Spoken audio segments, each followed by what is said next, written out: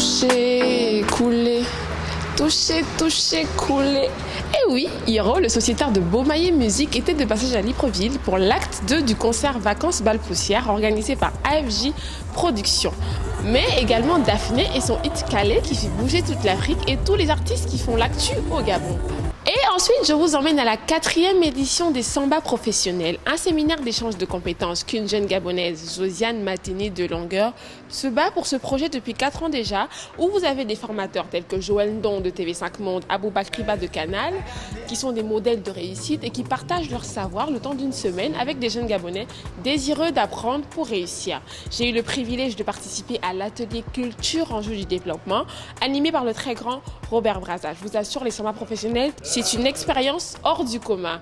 Allez, Afrobuzz, c'est maintenant.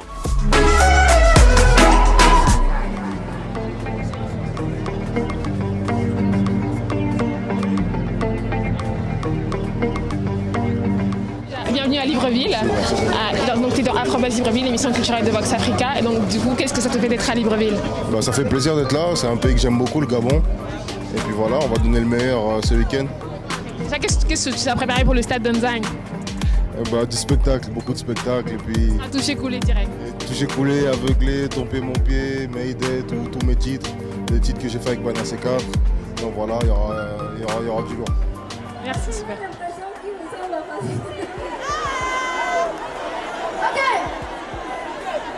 Oh papi, oh papi, oh papi.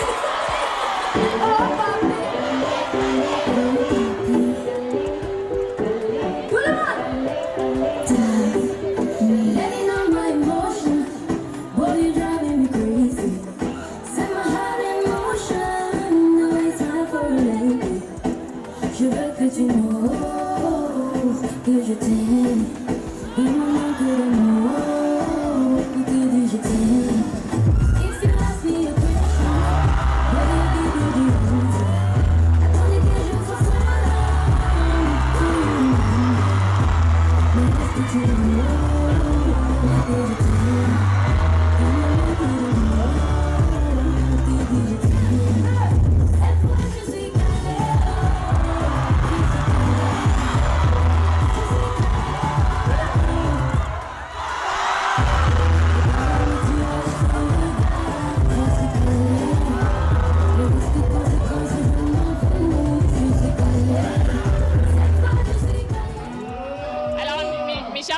On est en compagnie de la belle Daphné, l'auteur de Je suis Calais, qui fait rêver tous les hommes actuellement. Alors Daphné, qu'est-ce que tu as pensé du public gabonais ce soir? What do you think of Gabonese public tonight? Je crois qu'ils sont très chaleureux, oui, et très chauds. Oui, j'ai failli caler avec 3 garçons. 3 garçons. Finalement, tu as choisi lequel? Pardon? Finalement, tu as choisi lequel? What the choice? En fait, je n'ai pas choisi parce que c'était tellement difficile. Je ne peux même pas choisir. Même maintenant. Ils étaient tous beaux. Tous beaux. Et il y a mon type, et il y a le plus beau, et il y a le plus beau encore. Du coup, qu'est-ce que tu nous prépares après Je suis Calais? Un autre titre avec Mr. Leo. Oui. Qui va venir vers la fin de ce mois. Oui. So you guys should be waiting. Another banger is coming up. Yeah. Oh, c'est bon, ça parle de quoi la chanson exactement?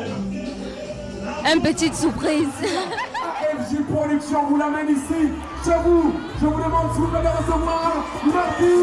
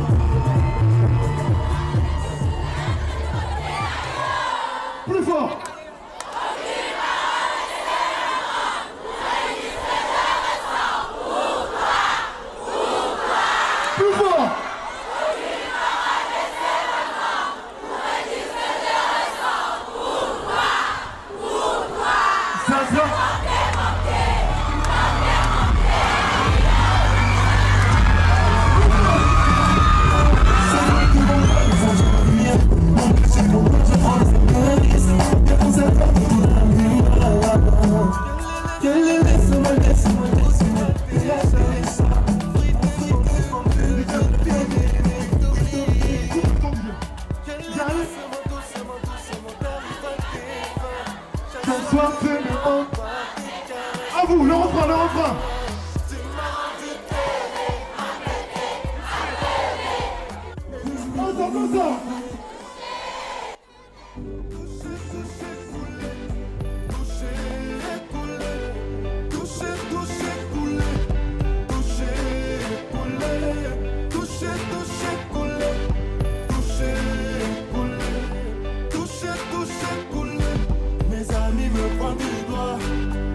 Ensemble. Me pointent du doigt, maman me pointe du doigt, les aveugles me pointent du doigt, mes amis me pointent du doigt, les voisins me pointent du doigt.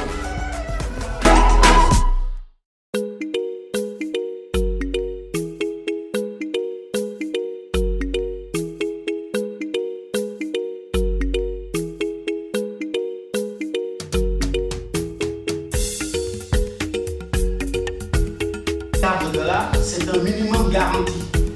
À partir de 1 milliard de dollars, jusqu'à 1 milliard de dollars, c'est pour la carte. Et les 900 millions. Non, les 900 millions, c'est pas l'édition. C'est pas l'édition. Jusqu'en 2028, c'est 900 millions. Non, pas, non. Chaque fois qu'il y a une carte, c'est 900 millions. Alors, je vais essayer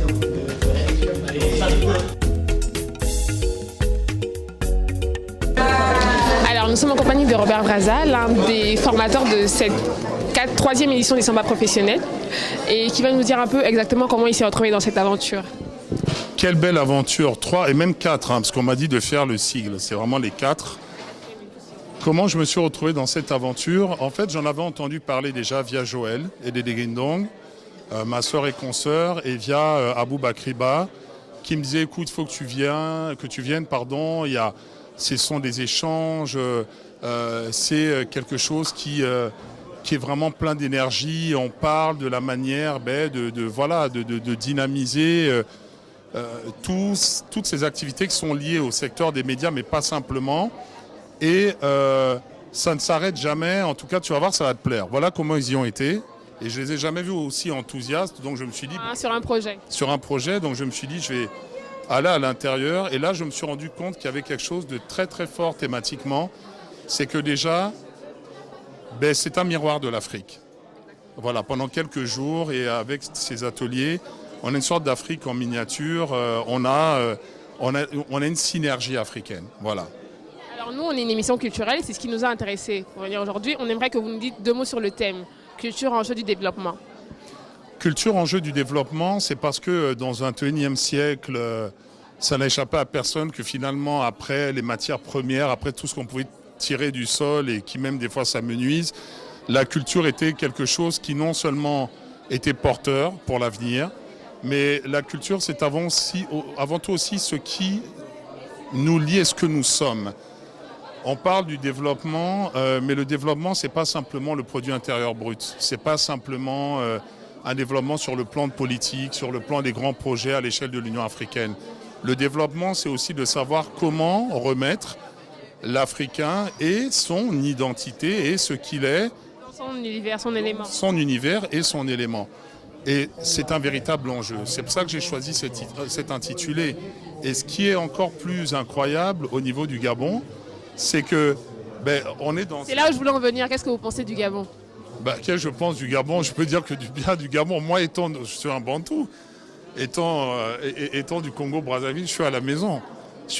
Donc pour moi, on est là, on est au cœur du continent. Et on dit toujours oui, mais pas beaucoup d'habitants, petit pays d'Afrique, etc. Je dis non, pas un grand nombre d'habitants, mais pays ouvert sur le monde et pays qui bouillonne et pays qui justement a une histoire culturelle absolument incroyable, tant sur le plan musical que sur le plan de la création artistique, la création cinématographique par exemple. Et un exemple en ce sens, parce qu'on a toujours l'impression qu'il faut être des dizaines de millions dans un pays pour peser de tout son poids. Alors que si vous prenez l'exemple d'un Pierre Claver à Kendengue, qui dans les années 70 signe sur un label comme Sarava de Pierre... C'est toute l'Afrique. C'est l'Afrique de la grandeur, c'est l'Afrique des Lumières, voilà. Voilà, merci, on vous souhaite bonne continuation et à Afrobuzz Libreville vous remercie. Merci beaucoup.